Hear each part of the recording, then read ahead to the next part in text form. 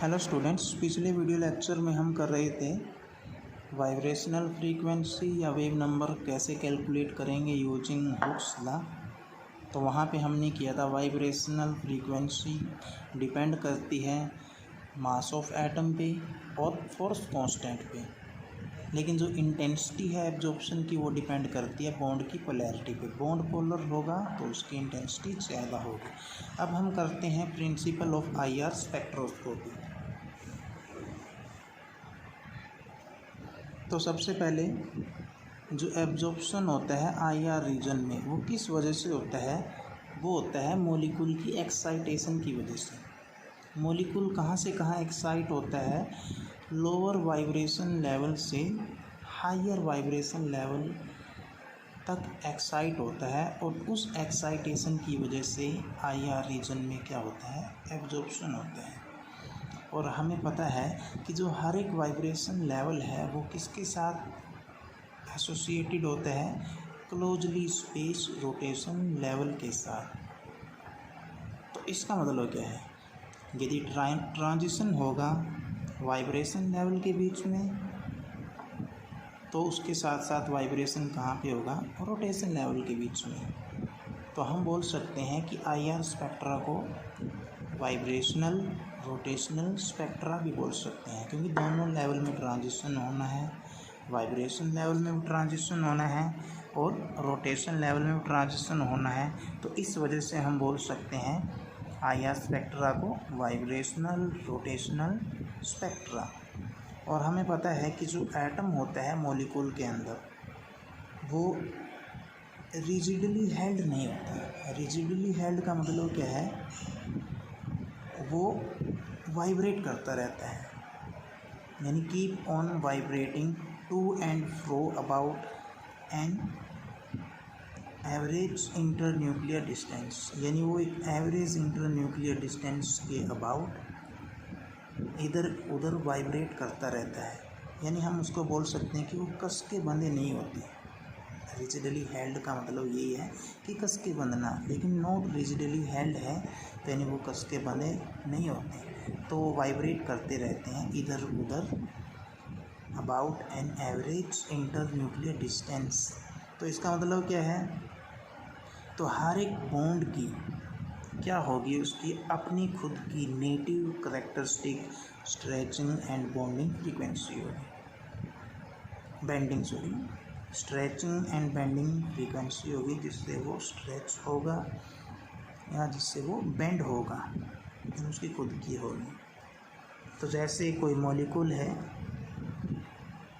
यदि temperature ordinary temperature है तो जो मोस्ट ऑफ मॉलिक्यूल है सैंपल के वो कहाँ पे होंगे? लोएस्ट वाइब्रेशन लेवल पे होंगे।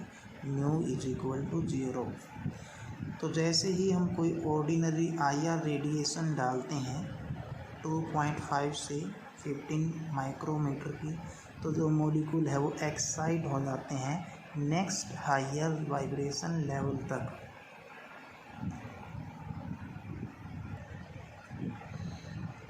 जो एक्साइट हो गए हैं हायर वाइब्रेशन लेवल में, तो उस हायर वाइब्रेशन लेवल में क्या होता है कि जो फ्रीक्वेंसी होती है बॉन्ड की वो सेम होती है।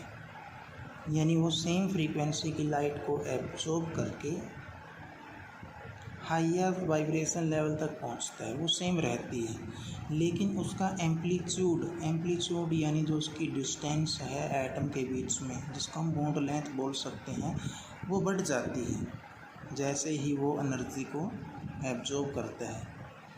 तो due to this increase amplitude, यानी वो डिस्टेंस बढ़ी है उसकी वजह से, तो एक oscillating dipole will be set up, यानी एक डाइपोल सेटअप हो जाता है मॉलिक्यूल के अंदर एक डाइपोल सेटअप हो जाता है। हमें पता है डाइपोल होगा तो उसका इलेक्ट्रिक फील्ड सेटअप होगा, और वो इलेक्ट्रिक फील्ड यानी कि वो डाइपोल मोमेंट यानी इंटरेक्ट करता है। The interaction of this dipole moment with electric vector of IR radiation leads to absorption of energy. यानी जो ये डाइपोल मोमेंट बना है उस डाइपोल मोमेंट से उसका इलेक्ट्रिक फील्ड बनेगा बॉन्ड का, वो किसके साथ इंटरेक्ट करता है, IR रेडिएशन के इलेक्ट्रिक वेक्टर के साथ। क्योंकि IR रेडिएशन कैसी रेडिएशन है, इलेक्ट्रोमैग्नेटिक रेडिएशन है, इसके भी इलेक्ट्रिक फील्ड होते हैं, मैग्नेटिक फील्ड होते हैं। तो यानी IR रेडिएशन का इलेक्ट्रिक फील्ड वेक्टर और डाइपोल मोमेंट का इलेक्ट्रिक फील्ड वेक्टर, तो दोनों क्या करेंगे, इंटरेक्ट करेंगे, और उस इंटरेक्शन से क्या होगा, एब्जॉर्प्शन ऑफ एनर्जी। तो ये होता है IR स्पेक्ट्रा के अंदर। लेकिन जब एक्साइट मॉलिक्यूल वापस ओरिजिनल ग्राउंड स्टेट में आता है तो वो क्या करता है, जो एनर्जी उसने एब्जॉर्ब की थी उस एब्जॉर्ब एनर्जी को क्या करेगा, रिलीज कर देगा एज हीट की फॉर्म में। तो इसलिए एब्जॉर्प्शन होता है IR रीजन के अंदर। लेकिन जो एब्जॉर्प्शन होता है IR रीजन में, लाइक अदर रीजन, वो क्वांटाइज होता है।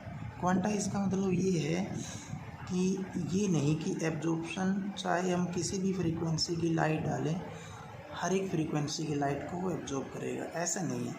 तो वो उनमें से किसी सिलेक्टेड फ्रीक्वेंसी ऑफ लाइट को या इंसिडेंट IR रेडिएशन को एब्जॉर्ब करेगा, कोई सिलेक्टेड को जो एनर्जी डिफरेंस के साथ मैच खाती है, उसी को वो सिलेक्ट करेगा। तो इसलिए हम बोलते हैं कि IR रीजन में एब्जॉर्प्शन होता है, क्वांटाइज होता है, वो केवल एक selected frequency of incident IR radiation को एब्जॉर्ब करेगा, बाकी को ट्रांसमिट कर देगा।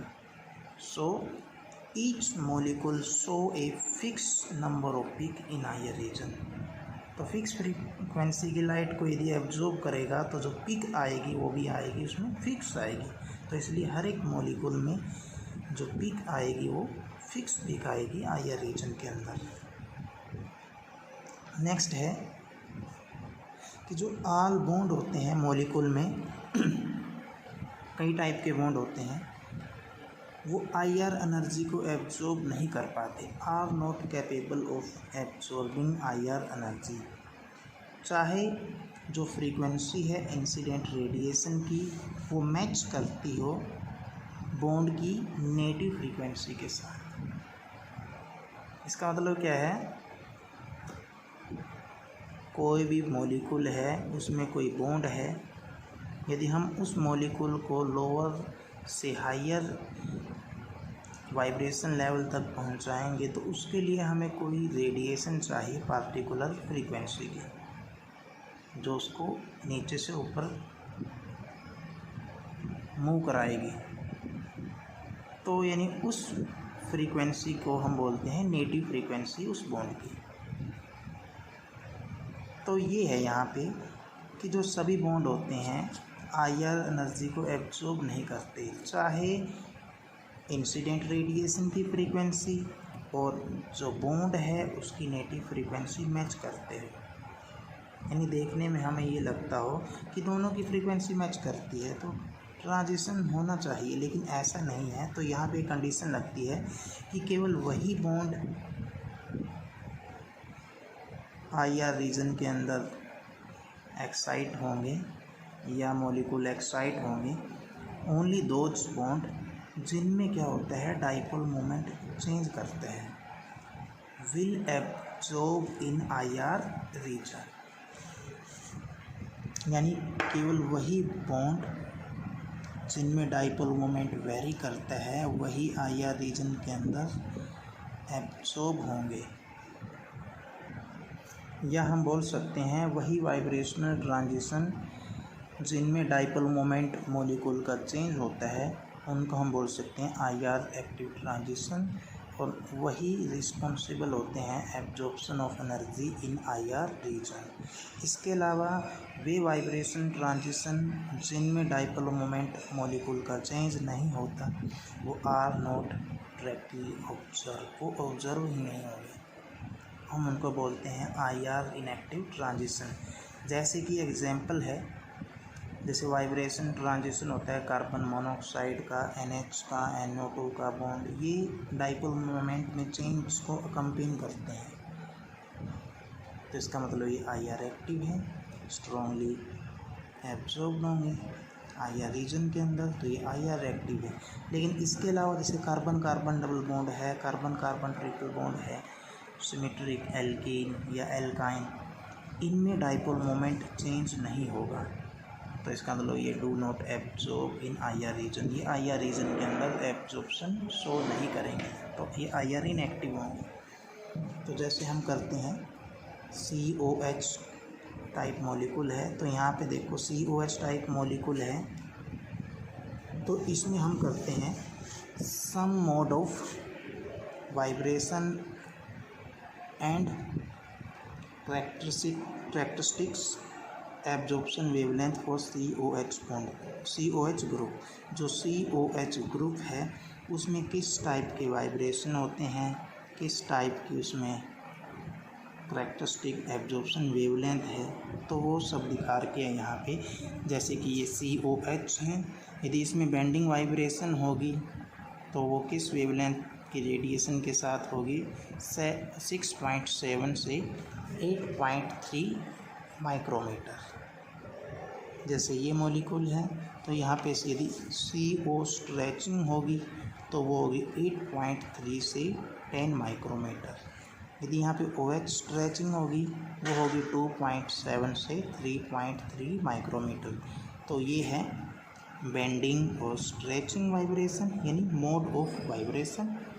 और किस किस वेवलेंथ पे होगी, ये होगी इनकी वेवलेंथ, तो यानी characteristics absorption wavelength for a COH group, तो ये होगी इसकी वेवलेंथ। जो रिकॉर्ड है amount of energy of different wavelength absorb to reach the vibrational energy level, यानी लोअर वाइब्रेशन लेवल से हायर वाइब्रेशन लेवल तक मॉलिक्यूल को एक्साइट करने के लिए जो डिफरेंट वेवलेंथ की लाइट डालेंगे, तो उसमें से उस वेवलेंथ की जो लाइट डाली है, डिफरेंट वेवलेंथ की लाइट डाली है, तो उनकी एनर्जी की जो अमाउंट एब्जॉर्ब हुई है ना, उसका रिकॉर्ड क्या बनाएगा IR स्पेक्ट्रम ऑफ मॉलिक्यूल। तो कोई भी मॉलिक्यूल है जो डिफरेंट वेवलेंथ की लाइट को एब्जॉर्ब करेगा, तो उसकी एनर्जी के अमाउंट का जो रिकॉर्ड है, भाई किस वेवलेंथ की लाइट को कितना एब्जॉर्ब करेगा, कितना कम या ज़्यादा, तो वहाँ से क्या बनेगा IR स्पेक्ट्रा ऑफ मॉलिक्यूल। तो नेक्स्ट है सिलेक्शन रूल। IR स्पेक्ट्रा के लिए जो सिलेक्शन रूल है वो ये है कि केवल वही वाइब्रेशन इफ़ेक्टिव है एब्जॉर्प्शन के लिए जो सेंट्रोसिमेट्रिक नहीं है। सेंट्रोसिमेट्रिक का मतलब क्या है, यानी the vibration are not symmetrical about centre of molecule. Molecule जो सेंटर ऑफ मॉलिक्यूल है उसके अबाउट सिमेट्रिकल नहीं होने चाहिए। जिनमें सेंटर ऑफ सिमेट्रिक नहीं है वही IR एक्टिव है। जैसे कार्बन मोनोऑक्साइड है, इसमें क्या है, सेंटर है इसका कार्बन, देखो दोनों साइड, तो क्या है, सेंटर ऑफ सिमेट्रिक है, तो ये IR इनएक्टिव है। यहाँ पे डाइपोल मोमेंट में कोई भी चेंज नहीं होगा। सेम ये है कार्बन कार्बन डबल बॉन्ड, यहाँ पे मिथाइल, यहाँ पे मिथाइल, यहाँ पे क्लोरीन, यहाँ पे क्लोरीन, ये भी सेंटर ऑफ सिमेट्रिक है। जैसे यहाँ से सेम ये सेंटर ऑफ यहाँ पे आएगा ना, तो यहाँ से जितनी डिस्टेंस पे ये है उतनी डिस्टेंस पे ये, जितनी डिस्टेंस पे ये है उतनी डिस्टेंस पे ये, तो यहाँ पे भी सेंटर ऑफ सिमेट्रिक है। तो इसका मतलब ये भी IR इनएक्टिव, तो यहाँ पे भी कोई चेंज नहीं आएगा डाइपोल मोमेंट में। तो रूल ये है सिलेक्शन रूल कि डाइपोल मोमेंट चेंज होना चाहिए, और डाइपोल मोमेंट चेंज तब होगा यदि मॉलिक्यूल के अंदर सेंटर ऑफ सिमेट्री नहीं है। तो केवल वही मॉलिक्यूल IR एक्टिव है जिनके अंदर सेंटर ऑफ सिमेट्री नहीं है।